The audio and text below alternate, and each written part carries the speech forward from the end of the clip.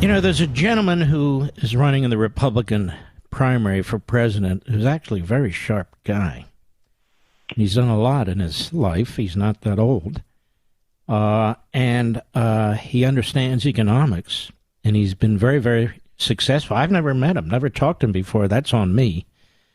Vivek Ramaswamy, how are you, my friend? Mark, we've been a long time waiting. Good to catch up. Good to talk to you. It's a pleasure. Thank you very, very much. Tell everybody about your background.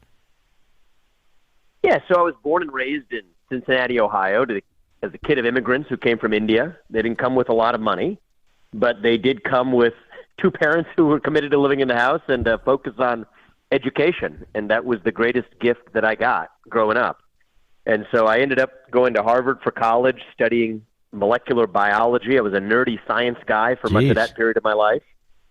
And ended up getting into the world of biotech investing, actually, investing in biotech companies in the fall of 2007, right before the '08 financial crisis, which was an educational time to get your first job out of college, which I enjoyed. And, picked up a law degree along the way. And, most of my career was then spent founding a biotech company that I built as CEO. We got a number of medicines developed. One treats kids who have a fatal condition by the age of 2. We developed a life-saving therapy for them. Another's a drug for prostate cancer. There's 3 other drugs as well that I developed. But I stepped down from my job as a biotech CEO to focus on a different kind of cancer, a cultural cancer that threatened to kill the American dream that allowed me to achieve everything I ever had.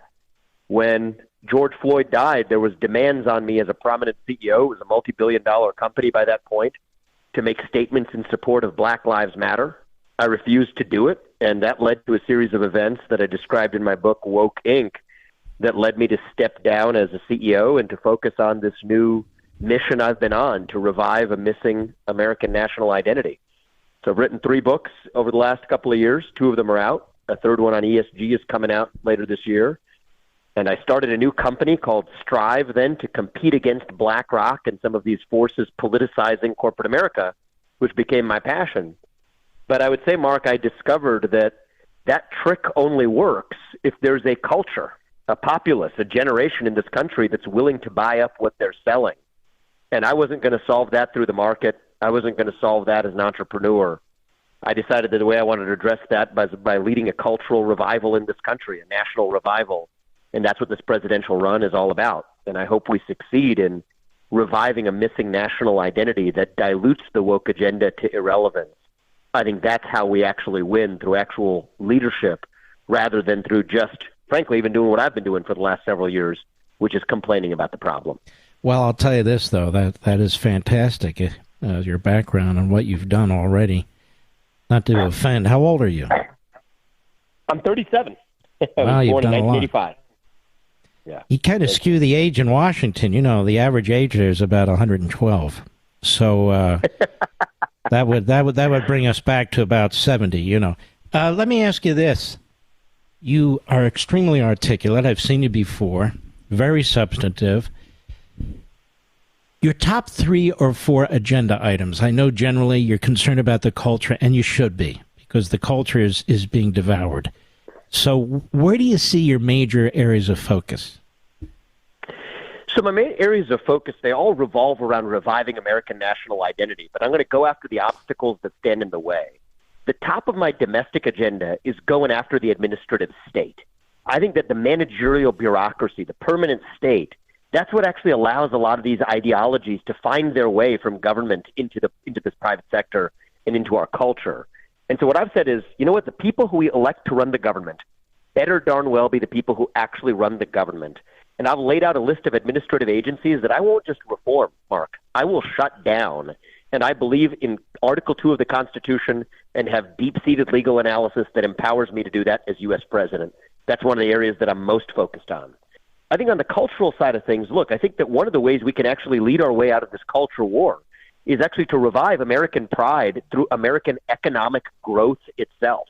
It's as though both parties bicker about tax increases versus spending cuts, as though they've forgotten that GDP growth, economic growth itself, can be a source of national pride. And to that effect, I'm taking aim at anything that stands in the way of that without apology. That means abandoning this climate cult that shackles the United States while leaving China untouched. It means putting people back to work by not giving them incentives to stay home and wallow in their laziness and victimhood. It means actually applying meritocratic policies, which includes getting rid of affirmative action in America, which has been an anti-meritocratic cancer on our national soul. And taking on, by the way, those are sacred cows that you're not supposed to touch, even in the Republican Party.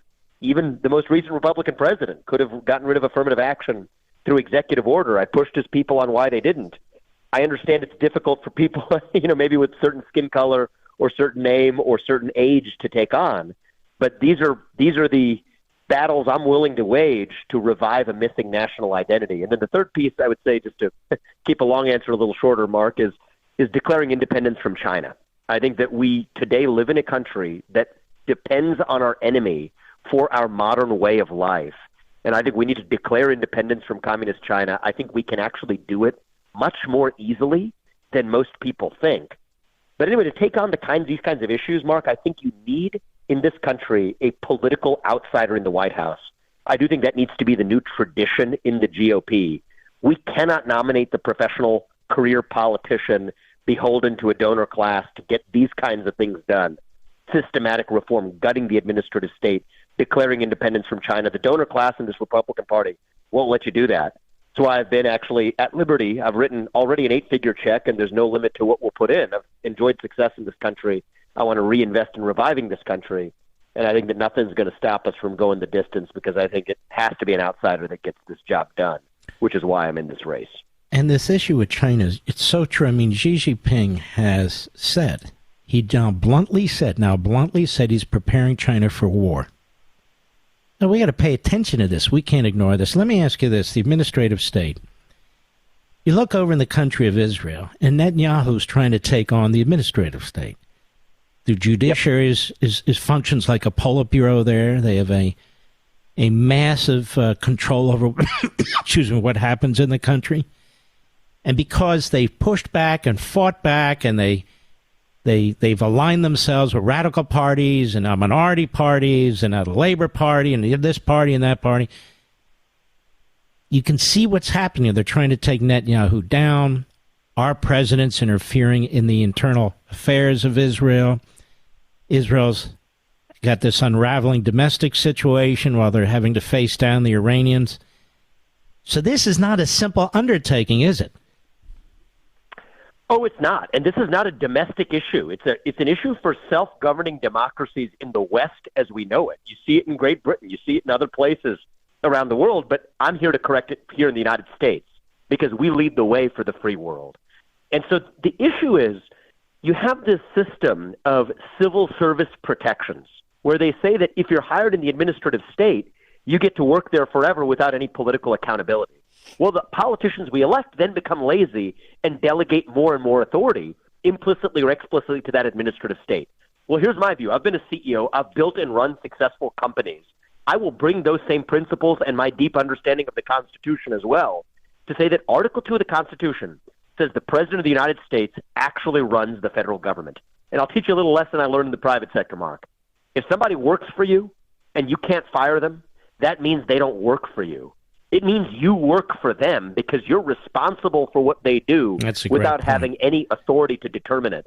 And I refuse to be the fool who goes to sit as a stooge in the White House, like the one we currently have sitting there, actually sitting atop a managerial bureaucracy. I will shut it down and actually ensure that the people who run this country are the people who we elect.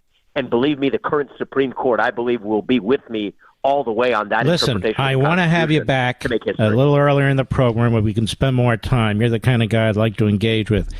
It's Vivek2024.com.